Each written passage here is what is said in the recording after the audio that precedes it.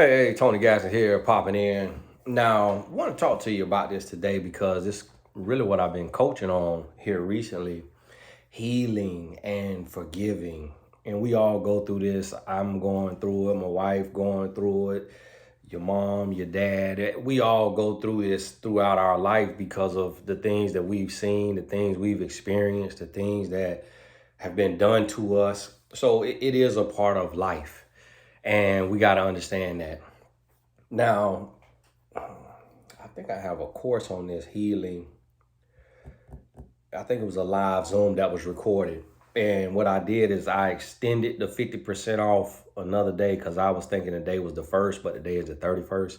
So I didn't turn off the coupon code. So the coupon code is blessed. And I'll put that in the description box. So go ahead and get your next course, the course that you've been missing. 50% is a whole 50%. So now when you see the coupon change, then you're going to be like, oh, wow, that wasn't a sales tactic. That was real. Yeah, that was real. Link in the description. Now, this is what you first got to realize, and I was talking about this in another video here recently, when it comes to forgiving. Now, the heart, meaning the mind is set up to heal.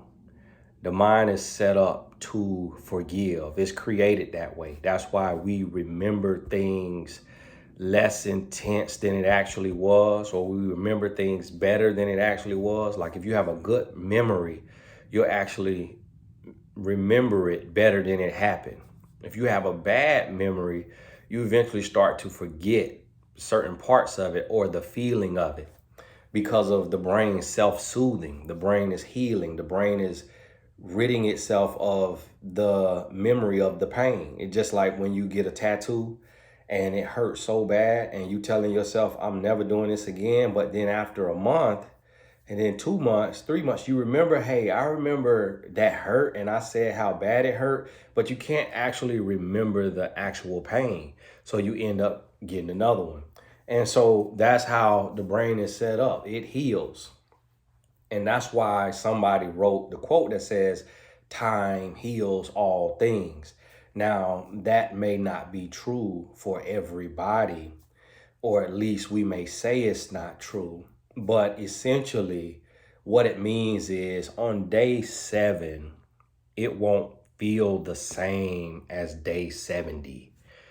And think about that in your life with anything. If you've gone through a divorce, if you've lost a loved one, a friend, family member, on day 7, there was a lot of pain. But then think about day 70.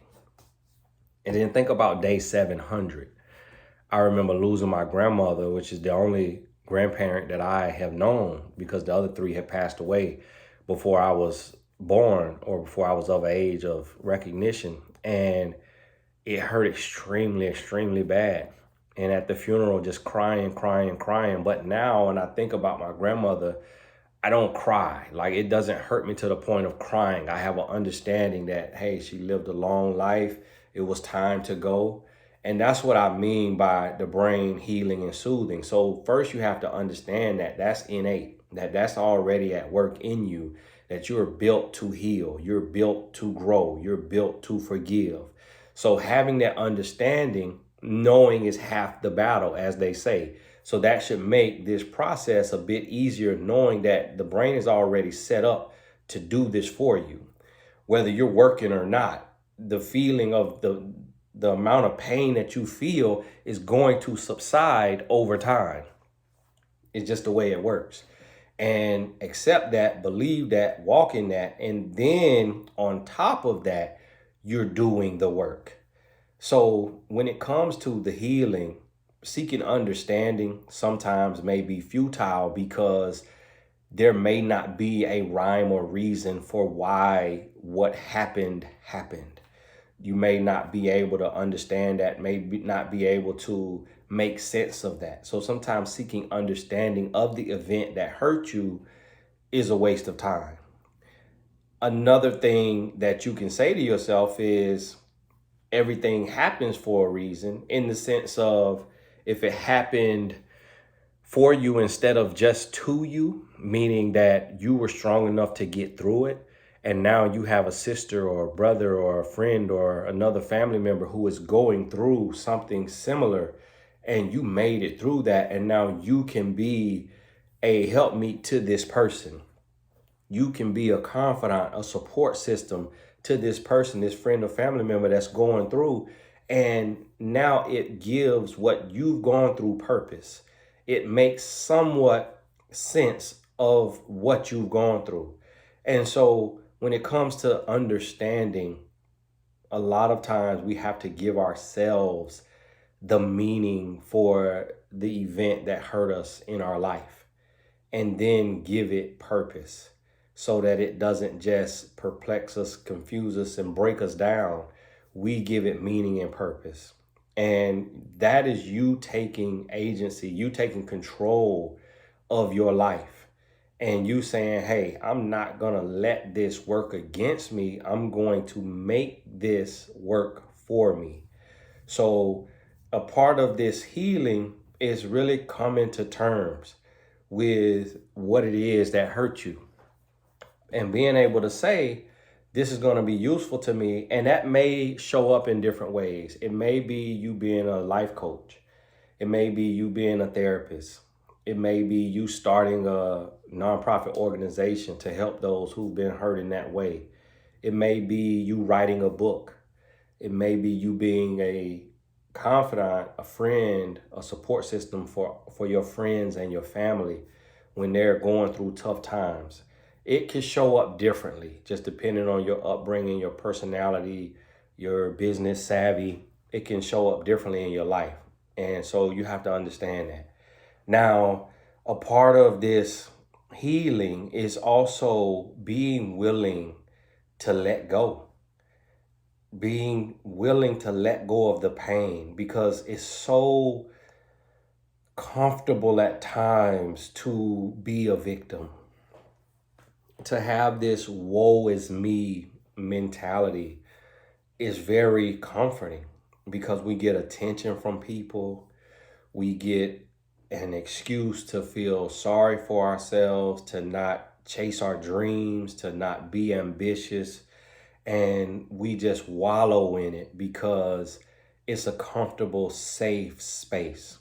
We don't have to stretch ourselves, push ourselves to the next level, get out of our comfort zone. We don't have to do those things. So therefore, we come to a place and it's like, okay, I'm going to stay here because I've been hurt. I'm going to walk with my head down. I'm not going to start this business that I've been thinking about in the back of my head. I'm not going to apply for a promotion, the raise that I know that I'm qualified for or that I could possibly get. I'm going to just stay in this space. And you stay there and you wallow in that, and that starts to work against you. It starts to break you down. And before you know it, you almost feel worthless. So a part of this healing is being able to let go, being okay with letting go, being okay with feeling okay, with having good days, with not sulking and being down and going through all of those emotions. And that's a part of that healing.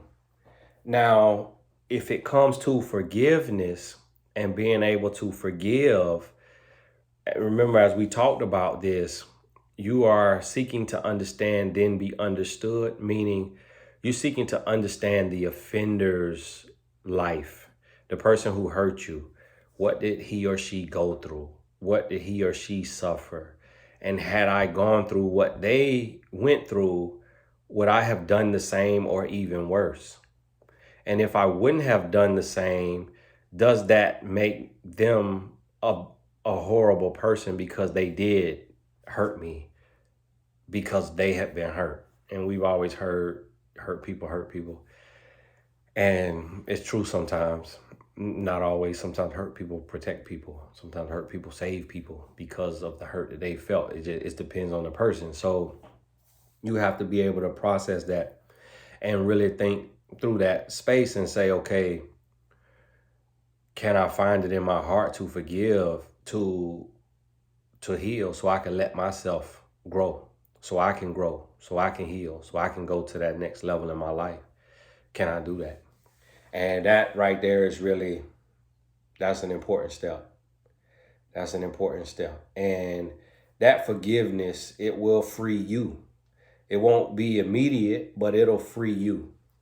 And just working on our mindset in all of this, with the healing, with the forgiving, working on our mindset in all of this is very tough, because we have to be able to talk ourselves off the ledge. We got to be able to tell ourselves that we're okay. We got to be able to tell ourselves that we don't have to address this. We don't have to say this. We don't have to do this. We got to be able to tell ourselves that I don't have to go there. We got to be able to think that opposite thought, to take the negative and invert it into a positive.